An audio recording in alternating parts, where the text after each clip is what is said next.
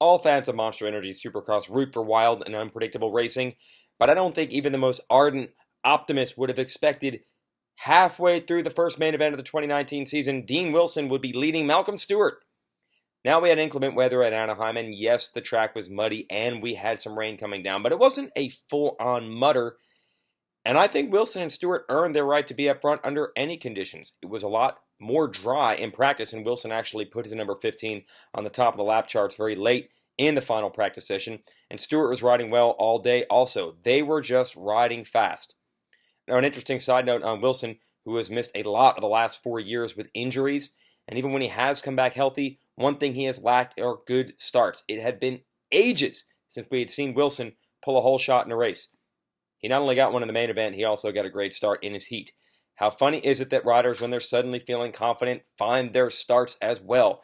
And as Wilson moved to lap 14 while holding the lead, it seemed like the impossible could happen. He does have a little bit of factory support and help from Husqvarna, but he was pitting out of a sprinter van. Was he going to win the race? Well, Justin Barcia was actually laying in wait in third place. Then he caught Malcolm, made the pass on him. And at one point, you started to realize that Barcia, no stranger to winning in the mud, had sized up the competition and knew exactly when he needed to strike, and he was able to catch Wilson and then go after him in the latter stages and go on to win. Now, that was the end of Wilson's Cinderella attempt at winning the event, but let's be honest, Barcia getting the victory was a pretty big story as well, because he hasn't won a Supercross main event since 2013. And a year ago, he was merely a fill-in rider on Yamaha, and about 14 months ago, he was considering retirement. Second was Ken Roczen, who stayed close to Barcia for the majority of the main event. You kind of got the sense that Roczen and Barcia, who had won plenty of races in their time, were going to play the patient game in the mud and try to wait out Wilson and Stewart, and it paid off. Malcolm might have had a podium, but he fell down.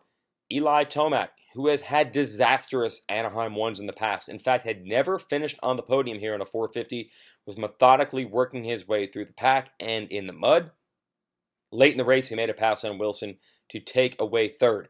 So while the final podium positions will show Barcia and Roczen and Tomac, riders that finish on the podium all the time, well, don't let the results fool you. It was a very unpredictable night, and we know that's what the fans of Supercross like, and maybe it opens up the door for more unpredictability, even in more typical conditions, which we expect to see in Glendale, Arizona in our next race. That's round 2.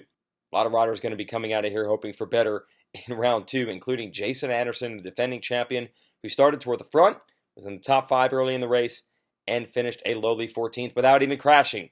He simply went backwards. Bad conditions, way to the number 1 plate. Is there a problem in Anderson's camp?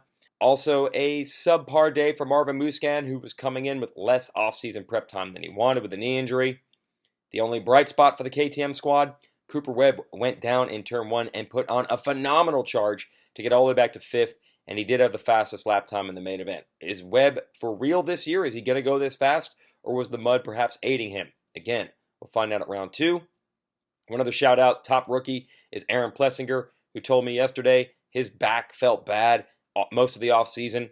He finished 6th. He's very happy. He's always happy. The mud probably helped him out a little bit too. So what we mean is everything we take out of Anaheim 1, we have to take it with a grain of mud, see how it turns out in the dry at Glendale. See you there.